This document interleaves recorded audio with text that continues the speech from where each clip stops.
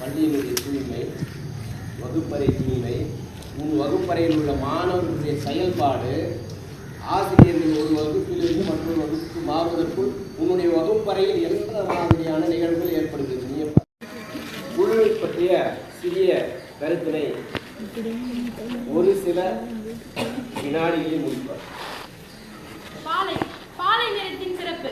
தமிழர் நிலத்திணைகளில் 5 ஒன்றாக குறிஞ்சி முல்லை ஆகிய நிலத்திணைகளுக்கு இடையில் உள்ள பால்நிலை பகுதியை பாலை என்பவர்.